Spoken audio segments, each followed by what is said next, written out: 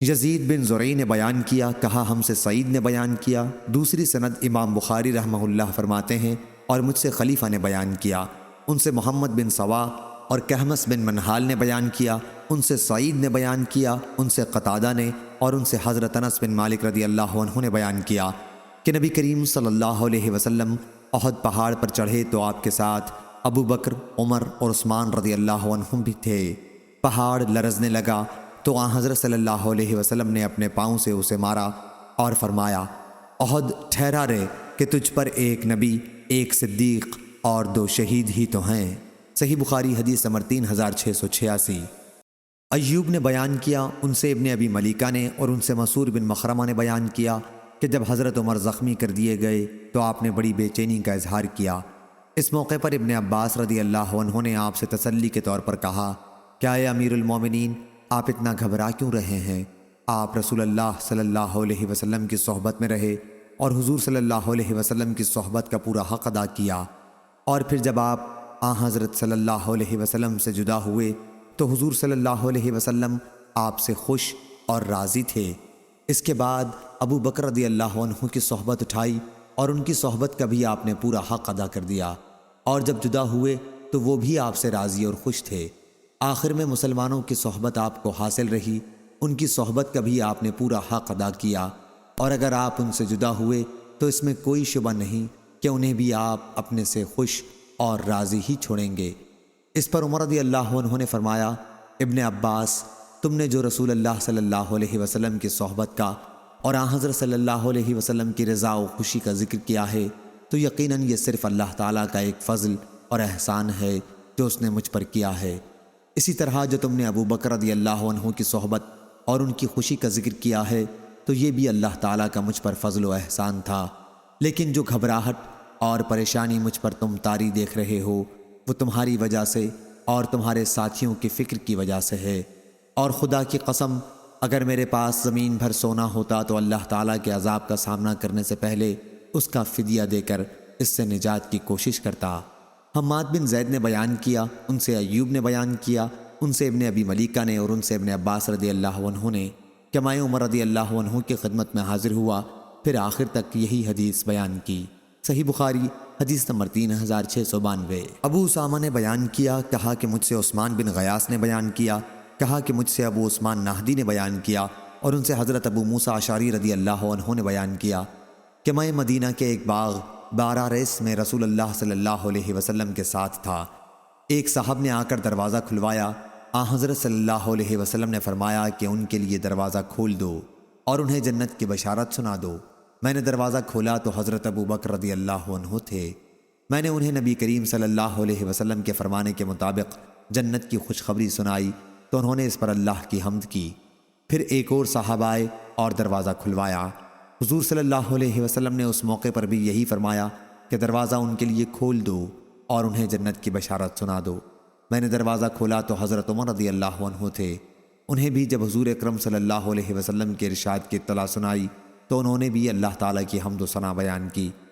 پھر ایک تیسرے اور صاحب نے دروازہ کھلوایا، ان کے لیے حضور اکرم صلی اللہ علیہ وسلم نے فرمایا کہ دروازہ کھول دو اور انہیں جنت کی بشارت سنا دو ان مصائب اور آزمائشوں کے بعد جن سے انہیں دنیا میں واسطہ پڑے گا۔ وہ حضرت عثمان رضی اللہ عنہ تھے۔ جب میں نے ان کو حضور صلی اللہ علیہ وسلم کے ارشاد کی اطلاع دی تو آپ نے اللہ کی حمد و ثنا کے بعد میں فرمایا کہ اللہ تعالیٰ ہی مدد کرنے والا ہے۔ یہ حدیث پہلے بھی گزر چکی ہے۔ صحیح بخاری حدیث نمبر 3693۔ عبداللہ بن وہب نے بیان کیا، کہا کہ مجھے حیوہ بن شریح نے خبر دی، کہا کہ مجھ سے ابو عقیل زہرہ بن معبد نے بیان کیا اور انہوں نے اپنے دادا حضرت عبداللہ بن ہشام رضی اللہ عنہ سے سنا تھا۔ انہوں نے بیان کیا کہ ہم ایک مرتبہ نبی کریم صلی اللہ علیہ وسلم کے ساتھ تھے۔ آپ اس وقت حضرت عمر بن خطاب رضی اللہ عنہ کا ہاتھ اپنے ہاتھ میں لیے ہوئے تھے۔ صحیح بخاری حدیث نمبر 3694۔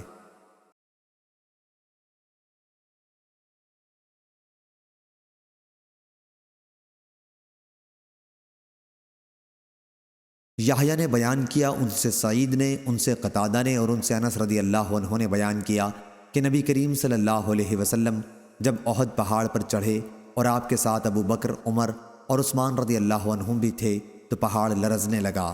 آپ نے اس پر فرمایا، احد ٹھہر جا، میرا خیال ہے کہ حضور نے اسے اپنے پاؤں سے مارا بھی تھا کہ تجھ پر ایک نبی، ایک صدیق اور 2 شہید ہی تو ہیں۔ صحیح بخاری حدیث نمبر 3697۔ شاہزان نے بیان کیا، کہا ہم سے عبدالعزیز بن ابی سلمہ ماجشون نے بیان کیا، ان سے عبید اللہ نے، ان سے نافع نے اور ان سے عبداللہ بن عمر رضی اللہ عنہ نے بیان کیا کہ نبی کریم صلی اللہ علیہ وسلم کے عہد میں ہم حضرت ابو بکر رضی اللہ عنہ کے برابر کسی کو نہیں قرار دیتے تھے، پھر حضرت عمر رضی اللہ عنہ کو، پھر حضرت عثمان رضی اللہ عنہ کو، اس کے بعد حضور اکرم صلی اللہ علیہ وسلم کے صحابہ پر ہم کوئی بحث نہیں کرتے تھے اور کسی کو ایک دوسرے پر فضیلت نہیں دیتے تھے۔ اس حدیث کو عبداللہ بن صالح نے بھی عبدالعزیز سے روایت کیا ہے، اس کو اسماعیلی نے وصل کیا ہے۔ صحیح بخاری حدیث نمبر 3698۔ موسیٰ بن اسماعیل نے بیان کیا، کہا ہم سے ابو ایوانہ نے، کہا ہم سے عثمان بن موہب نے بیان کیا کہ مصر والوں میں سے ایک نامعلوم آدمی آیا اور حج بیت اللہ کیا، پھر کچھ لوگوں کو بیٹھے ہوئے دیکھا تو اس نے پوچھا کہ یہ کون لوگ ہیں؟ کسی نے کہا کہ یہ قریشی ہیں۔ اس نے پوچھا کہ ان میں بزرگ کون صاحب ہیں؟ لوگوں نے بتایا کہ یہ عبداللہ بن عمر ہیں۔ اس نے پوچھا، اے ابن عمر، میں آپ سے ایک بات پوچھنا چاہتا ہوں، امید ہے کہ آپ مجھے بتائیں گے۔ کیا آپ کو معلوم ہے کہ عثمان رضی اللہ عنہ نے احد کی لڑائی سے راہ فرار اختیار کی تھی؟ ابن عمر رضی اللہ عنہ نے فرمایا کہ ہاں ایسا ہوا تھا۔ پھر انہوں نے پوچھا، کیا آپ کو معلوم ہے کہ وہ بدر کی لڑائی میں شریک نہیں ہوئے تھے؟ جواب دیا کہ ہاں ایسا ہوا تھا۔ اس نے پوچھا، کیا آپ کو معلوم ہے کہ وہ بیعت رضوان میں بھی شریک نہیں تھے؟ جواب دیا کہ ہاں یہ بھی صحیح ہے۔ یہ سن کر اس کی زبان سے نکلا اللہ اکبر، تو ابن عمر رضی اللہ عنہ نے کہا کہ قریب آ جاؤ، اب میں تمہیں ان واقعات کی تفصیل سمجھاؤں گا۔ احد کی لڑائی سے فرار کے متعلق گواہی دیتا ہوں کہ اللہ تعالیٰ نے انہیں معاف کر دیا ہے۔